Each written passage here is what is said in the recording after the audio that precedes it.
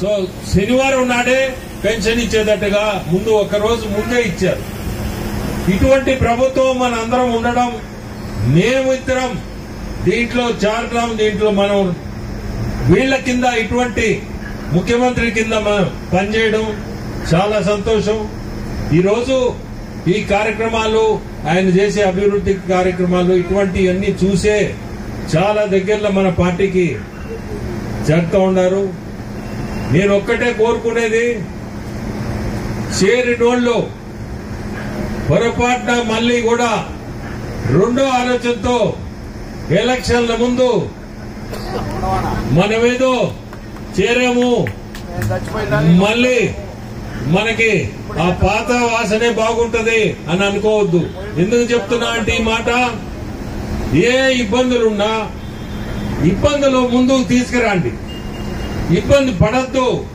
పడకుండా ఇదిగో మా సమస్య ఇది, సమస్యలు ఉంటాయి, సమస్యలు లేకుండా ఉండవు. ఏ పార్టీలోనో సమస్యలు ఉంటాయి. రెండు గ్రూపులు కలిసినప్పుడు తప్పకుండా సమస్యలు వస్తాయి కూడా.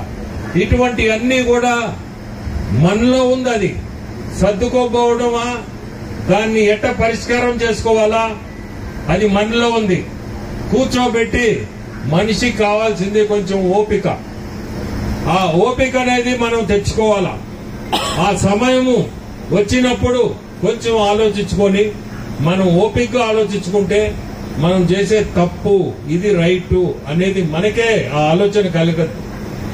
సో మీ అందరూ కూడా రెండు పార్టీలు, ఆ పార్టీ నుంచి ఈ పార్టీకి వచ్చారు. వచ్చినప్పుడు నాకు తెలిసి బెల్లం వెంకయ్య గారు ఊరు వదిలిపెట్టి ఎక్కడో దంతేవాడ, మీకు అందరికి తెలియదు ఆ దంతేవాడ అనేది. ఈ మామూలు మంచి పని చేసే ఊరు కాదది. మామూలు మంచి పని చేయలేరు.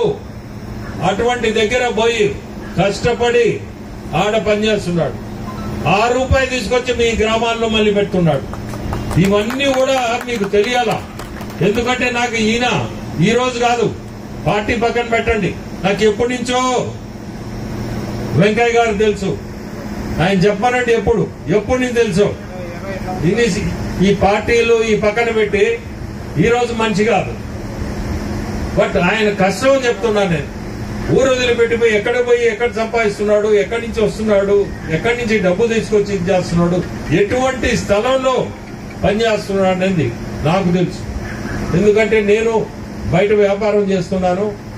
ఆయన చేసే దగ్గర అయితే నాకు తెలిసి ఎవరో కమ్మపాలెం నుంచి పోయి వెంకయ్య పోయి చేస్తున్నా అంటే నాకే ఆశ్చర్యం. వాళ్ళు